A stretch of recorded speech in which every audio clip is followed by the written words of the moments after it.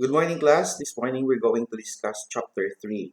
But before we'll finally leave chapter 2 and proceed to chapter 3, I just like to, may pahabol ako. I just like to emphasize a point in chapter 2. Covered in chapter 2, and that is under section 2, are the property rights of a partner in a partnership. What are these property rights of a partner in a partnership? Ito yung interest ng partner sa partnership ba? Na? Number 1, you have the right to specific partnership property. Therefore, if the partnership owns a building, the partner has an interest. Although, if prior to liquidation, it's still an inchoate, interest in that building. Number 2 is that his interest in the partnership, and number 3, his right to participate in the management of the affairs of the partners. So if asked, what are the property rights of the partner? The answer is that his right to specific partnership property, and that will ensue after liquidation, after dissolution, during liquidation. Number 2, you have his interest in the partnership, and number 3 is his right to manage the affairs of the partnership. And to number 3, class, this is under the principle of agency, mutual agency, where it indicates that every partner is an agent of the partnership and comes with the agency is the right to manage. Of course, there is an exception as when one is appointed, a partner is appointed as the managing partner. So you have to take note of that in chapter 2. Now, this morning we're going to start with chapter 3. Now, what's with chapter 3? Chapter 3 deals with dissolution and winding up the affairs of a partnership. Let me refresh your memory. Ito ang stage ng life ng partnership. Number 1 is organization, number 2 is operation, and number 3 is dissolution. So when partners agree, when they meet and they tell each other we will contribute money, property, and industry, that is negotiation stage, preparatory. And when they say, okay, we agree, start na tayo, then the operator business, that is operation stage. But eventually, no relationship lasts forever. You have to remember that, no? Eventually they will dissolve. No? The partnership will dissolve. Now there are different causes of dissolution, class. It could be a dissolution in violation to the tenor or the agreement of the partnership, or it could be dissolution without violation to the tenor or to the agreement of the partnership, as when they are ordered by the law to stop their operation. As to the causes, you go to your lecture note, you read your book also, naka-enumerate doon, no? Isa-isa. Okay? So, in chapter 3, ang point of emphasis, ang things na gusto ko i-emphasize dito is that after dissolution, hindi nag-i-endol ang relationship ng partnership, no? Because when partners agree to dissolve, after their agreement to dissolve comes liquidation. Liquidation is winding up. No, another term for liquidation is winding up, wherein they have to settle the affairs of the partnership.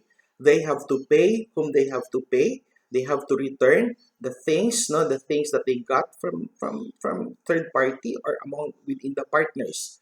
So, sa liquidation class, they are going to convert their assets, their non-cash assets into cash. Ang tawag natin dito, liquefy.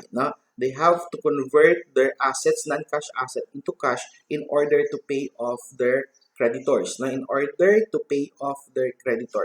Now, may rule on liquidation as to whom the partner should pay first. That is covered by Article 1839. Let me read. Article 1839, in settling accounts within the partners after dissolution, the following rules shall be observed, subject to any agreement to the contrary. Now, with respect to the assets of the partnership, the partnership's property, the contribution of partners necessary for the payment of the liabilities as specified in number 2. Now, how will you pay? So, Article 1839, point of emphasis is in number 2. Letter A, those owing to creditors other than the partners. Number 2, those owing to partners other than the return of capital and profit. Number 3, those owing to partners in respect to capital. And letter D, those owing to partners with respect to profit. Okay, so let us summarize. First is that when partners agree that they have to end their organization or their relationship with each other, so dissolution ensue. After they have decided to dissolve, they have to liquidate, no? Winding up, liquidation. Sa liquidation, they are going to convert their non-cash asset into cash and pay off their debts. Na? Ang third is pag natapos na yung liquidation, that is the termination proper. Wherein the relationship already ended. No? Wala kasi nang pakialam sa isa't isa. Now, in the course of liquidation, ano ang dapat tandaan? That is covered by Article 1839 class, but we are number 2, no? But we have to summarize. No? Those, number 1, you have to pay off first those owing to creditors other than the partners, no? Third-party creditors or outside creditors. That is the first one that you're going to pay. No? The second that you're going to pay is the inside creditors. Sino itong inside creditors? Sila yung mga partner, utang ng partnership sa partners. Hindi ito capital ha, ito yung tinatawag nating advances by partners in a partnership. So una, outside creditors. Pangalawa is inside creditors. Number 3 is that you have to pay off the partners with respect to their capital contribution. Pag may natira pa, then you have to pay off the partners with respect to their profit. So that is liquidation. Again, the stage, you have dissolution, then liquidation, dissolution, liquidation, termination. Yan ang proseso. Dissolution may come with against the contravention of the partnership's agreement or without contravention to the partnership's agreement. In liquidation class, you have to convert assets into cash, liquefy assets into cash in order to pay off the creditors. Then comes termination.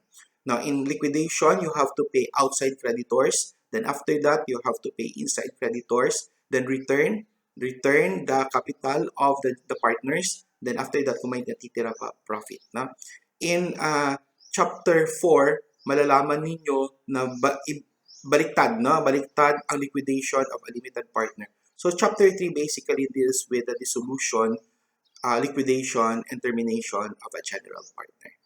Happy reading class and good morning.